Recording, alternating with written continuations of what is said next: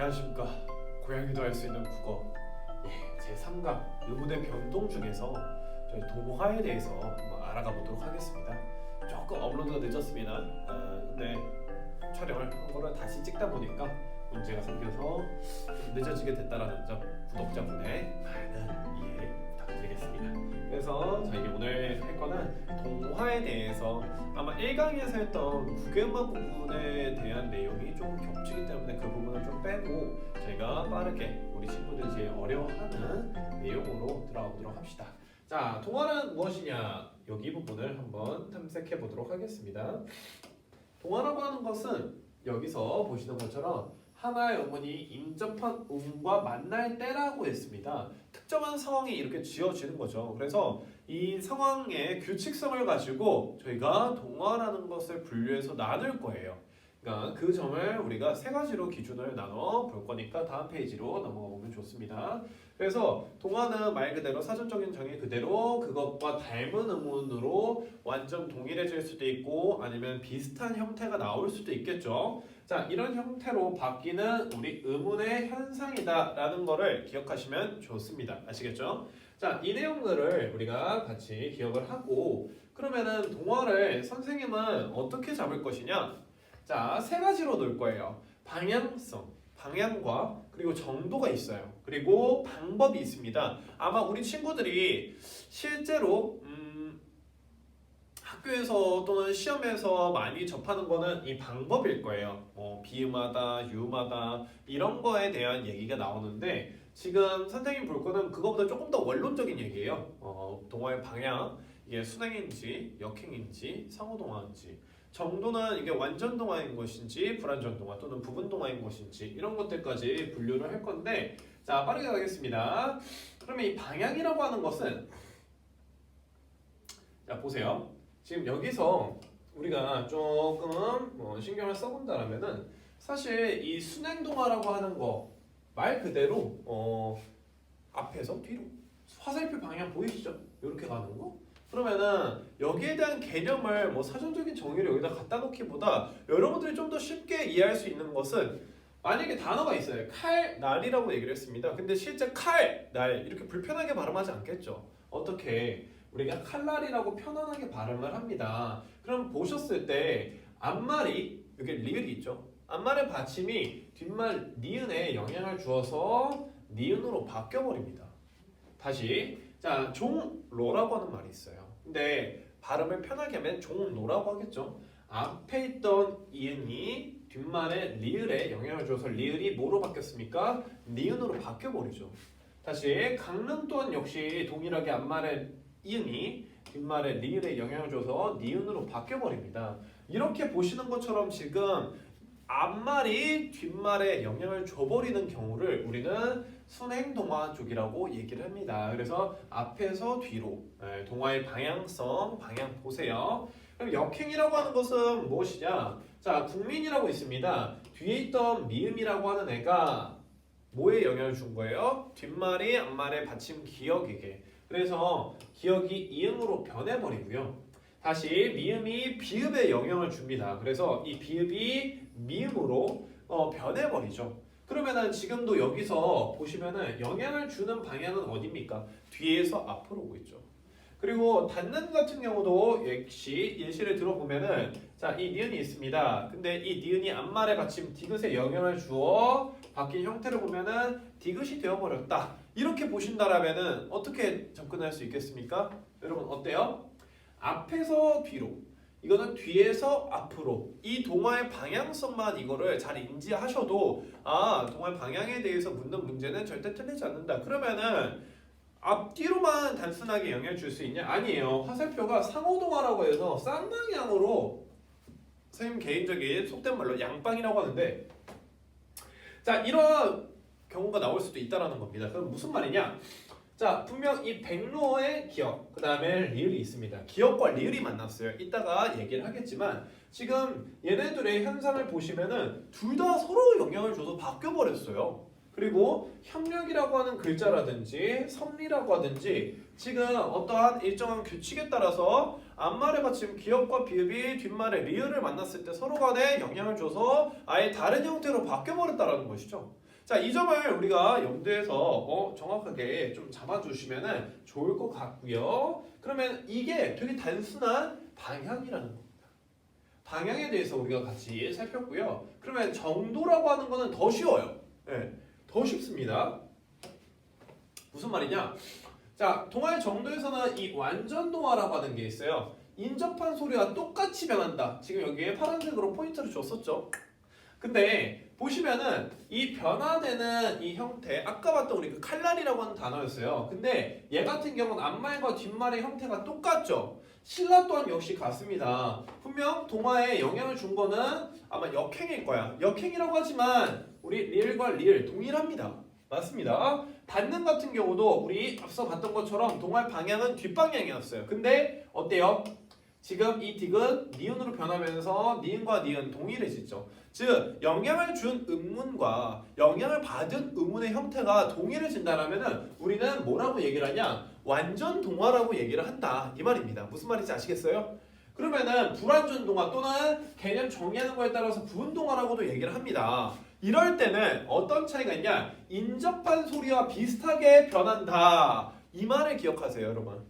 하나만 여기서 덧붙여주면 아마 우리가 선생님이 직접 자음표에 대해서 수업을 한 건 아니라서 조금은 여러분들이 기본 지식으로 알아주셨으면 하겠는데, 여러분 우리는 발음을 할 때 발음의 위치가 있어요. 조음의 위치가 다 정해져 있습니다. 근데 그 조음의 위치표를 보시면은 조음의 방법만 변할 뿐이지 조음의 위치는 변하지 않는다. 단 9개만은 변할 수가 있죠. 1강을 참고해 주세요. 자, 그렇게 따져 본다라면은 지금 이 부분동화라고 하는 것 또한 역시 정해져 있는 위치에서 내는 방식이 우리 변한 건데, 여기서 포인트 모양이 완전 일치하지는 않을 수 있다. 영향을 주는 비음이라고 하는 애가 또는 유음이라고 하는 애가 완전히 똑같게 만들 수도 있겠지만 다르게 만들 수도 있다더라. 이렇게 봐주시면 좋아요. 그래서 자, 국민이라고 하는 걸 봤을 때 지금 이응이 돼버렸죠. 기억이 미음에 영향을 받아서. 근데 이응과 미음은 완벽하게 동일하지 않아요. 단 우리가 이 비음이라고 하는 카테고리 안에서는 충분히 가능하죠. 그럼 여기서 질문, 이따가 또 나오겠지만 우리 비음이라고 하는 것이 무엇이냐? 이응, 미음, 미음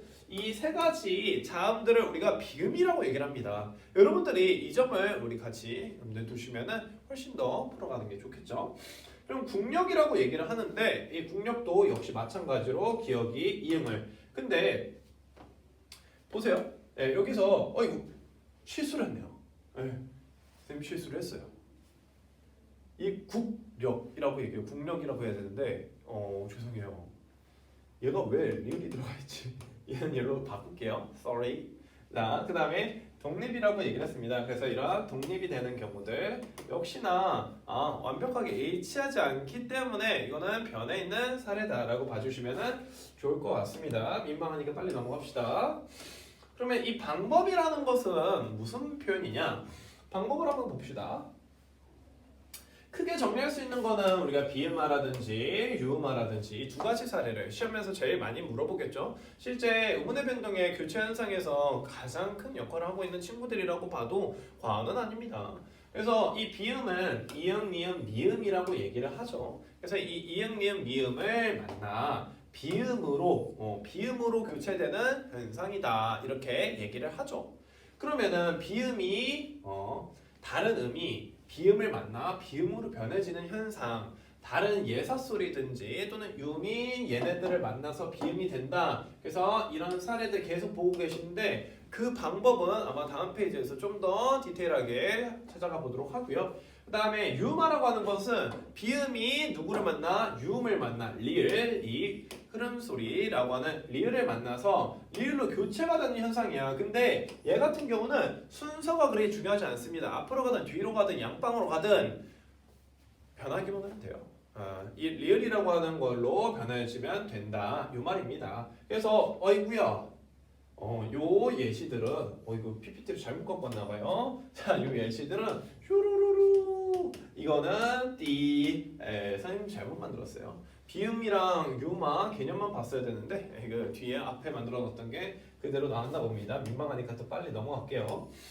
자, 그러면은 깔끔하게 여기다 한번 적용을 해보려고 해요. 우리 비음화라고 하는 것은 지금 선생님이 여기다가 얘기한 것처럼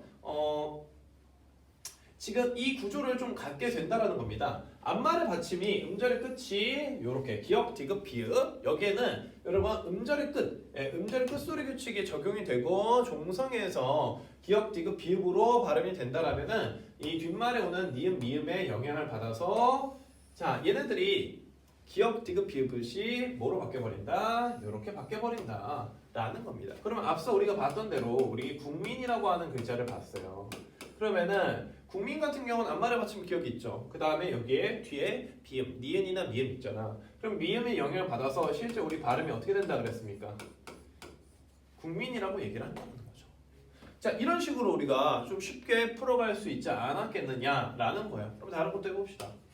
아까 우리 봤던 닫는이라고 얘기를 했어요. 그럼 닫는 또한 역시 앞말에 받침 디귿이 있고 그 다음 뒷말 비음의 영향을 받아서 얘 같은 경우는 우리 닫는 괜찮죠? 그 다음에 비읍도 봅시다. 자, 우리 반물이라고 하는 단어가 있어요. 그러면은 얘 또한 역시 앞말의 받침이 비읍이야. 근데 뒤에말이 미음이 있어. 그래서 얘 또한 역시 반물 이렇게 바뀐다. 자, 이런 식으로 우리 비음화가 적용이 된다. 이게 첫 번째 규칙이에요. 지금 비음화 안에서 첫 번째 규칙에 대해서 선생님이 설명을 한 부분이고요. 그 다음에 두 번째 규칙을 한번 살펴봅시다. 얘 같은 경우는 오히려 뒤에 게 변하는 거야. 뒤에 게. 그러면은 무슨 말이냐? 앞말의 받침이 미음이나 이응인데 뒷말에 있던 리을이 니은으로 변하는 거야.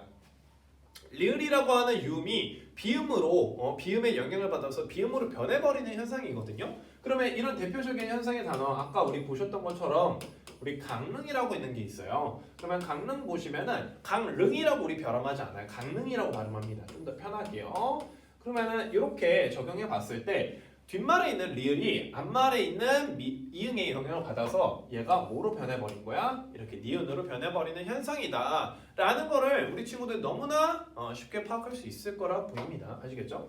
그러면은 우리 다른 예문 하나 들어봅시다. 사람이라면 담력이 있어야 됩니다. 근데 이 담력이라고 얘기를 했을 때 앞말을 받침에 미음이 있죠. 근데 뒤에 말이 리을이었어. 그러면 얘네 둘이 비음이 유음에게 영향을 줘서 유음이 뭐로 바뀌어버려요? 비음으로 바뀐다. 이런 식으로 담력이다. 무슨 말인지 아시겠죠? 이런 식으로 바뀐다. 그럼 비음화라고 하는 게 선생님 아까 얘기했던 1번 규칙, 2번 규칙 이것만 외우면 되냐? 아니에요. 하나 더, 세 번째 규칙까지. 시험에 간혹 나오고 내신에서는 종종 사용하는 예문입니다. 자, 이 경우만 여러분이 정확하게 이해하고 계신다면 비음화는 끝난 거야.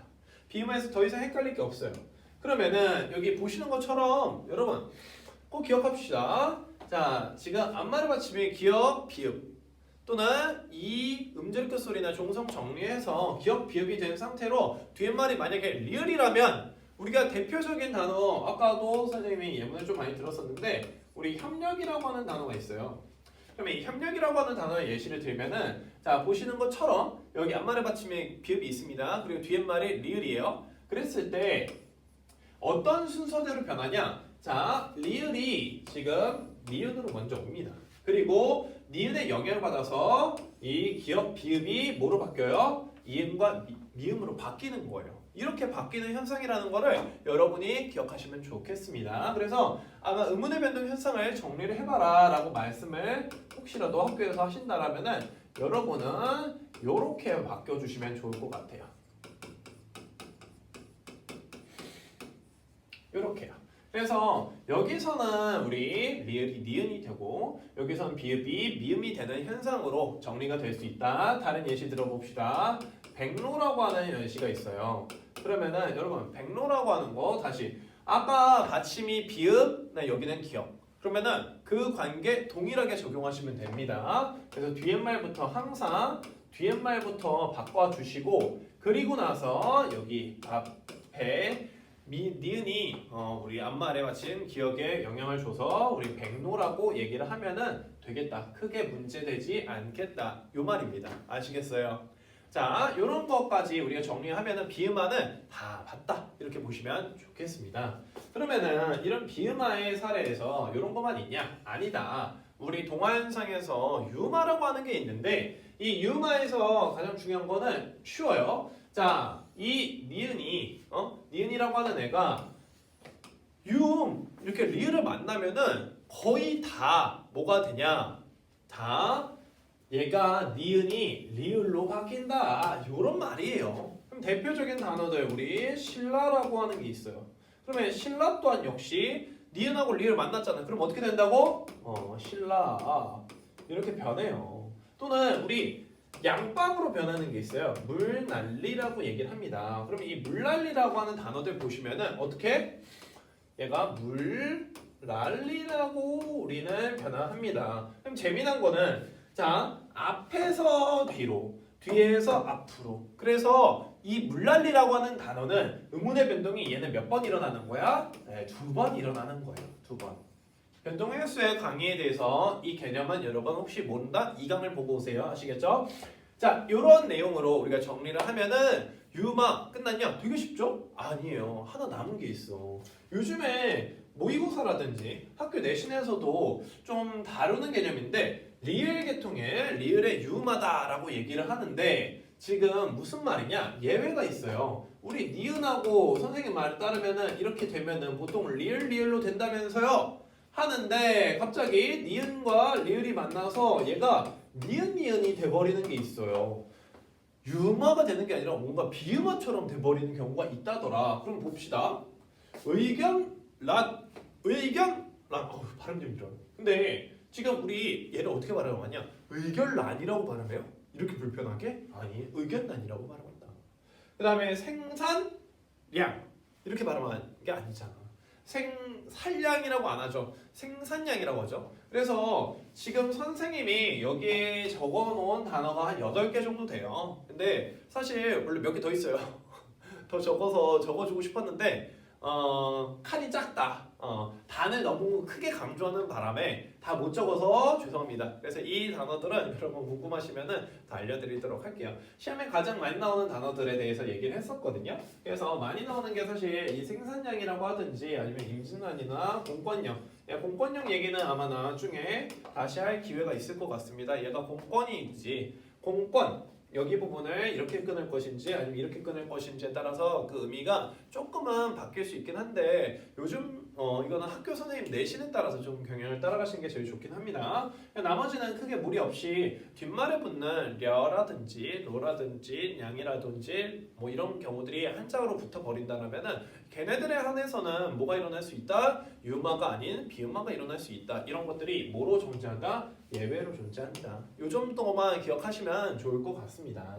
그래서 이런 내용들에 우리가 조금만 더 나아가서 우리 예시로 한번 알아보자. 국민이라고 얘기를 했습니다. 그러면은 우리 실제 발음 많이 했죠. 국민. 그러면 이렇게 국민이라고 얘기를 하고 이걸로만 끝내냐? 여러분 여기다가 하얀색 여백을 더 준 이유가 있겠죠? 뭐가? 자, 우리 동화의 방향, 정도, 방법 다 써보자라는 겁니다. 그러면 동화의 방향은 위에서 앞에서 뒤로 왔어요? 뒤에서 앞으로 왔어요? 뒤에서 앞으로 갔다. 얘는 역행 동화다. 역행만 쓸게요. 동화가 완벽하게 이루어졌어요? 안 이루어졌어요? 네, 완벽하게 이루어지지 않았습니다. 그래서 얘는 우리가 그냥 부분 동화라고 합시다. 그리고 자, 부분적으로만 이렇게 다 끝났냐? 아니다. 우리 동화의 방법 뭐였어요?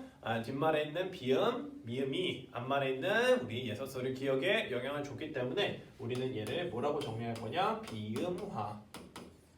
여러분이 선생님 강의를 보고 혼자 공부를 더 하겠다라고 하면은 이런 단어들, 교과서에 있는 단어들을 다 보시고 이런 정도로 다 정리를 한번 해보세요. 그러면은 공부가 굉장히 많이 될 겁니다. 이거는 되게 쉬운 단어 가지고 여러분에게 쉽게 접근하기 위해서 예문을 들어주는 경우인데 실전에서 쓰이는 단어들 같은 경우는 조금 더 까다롭게 나올 수 있습니다. 그렇다 하더라도 여러분이 그냥 이 규칙대로 적용만 계속 해봐. 그러면은 3학년 1학기 뭐 여러분 지금 중3이 듣고 있을지 고1이 듣고 있을지 고2가 듣고 있을지 고3이 듣고 있을지 모르겠지만 충분히 여러분 적어도 이 영역 문법 영역에만큼은 마스터를 했다고 잡을 수 있을 겁니다. 반물도 봅시다. 발음을 여기다가 이렇게 적어요. 그러면 반모를 적었잖아. 그러면은 여러분 똑같이 앞에서 뒤로, 뒤에서 앞으로 어떤 거야? 네. 위에 국민이랑 똑같죠. 얘도 역행이지만 위의 사례와 좀 다른 점은 얘가 영향을 준 아이와 영향을 받은 아이, 영향을 받아서 변한 아이가 동일하다라는 거죠. 그래서 얘는 우리 완전 동화라고 얘기를 합시다. 그리고 나서 얘 동화의 방법은 비음하다. 같이 봐주시면 좋겠죠. 그리고 나서 세 번째 칼날에 대해서 얘기를 합니다. 그러면 이 칼날 같은 경우는 우리 칼날 이렇게 보시죠. 그러면 이 칼날이라고 얘기를 했을 때는 여러분 어때? 동화의 방향이 이쪽에서 이쪽으로 가버렸잖아. 이런 거를 우리는 순행동화라고 얘기를 하죠. 그럼 이런 순행동화 이러시고 그 다음에 뭐 해야 되겠어? 모양이 똑같잖아. 그러니까 얘 또한 역시 우리 완전 동화다. 그리고 나서 뭐 하는 거야? 뭐 하는 거야? 동화의 방향은 유음하였다. 이렇게 정리하시면은 문제 풀어내는 게 정리하는 게 그리 어렵지는 않을 것이다. 이해가 되시나요? 네, 괜찮죠? 그러면은 예시로 우리 개념을 다졌으니까 여러분이 꼭 해야 될 게 있어요. 무엇이냐? 오늘의 과제입니다.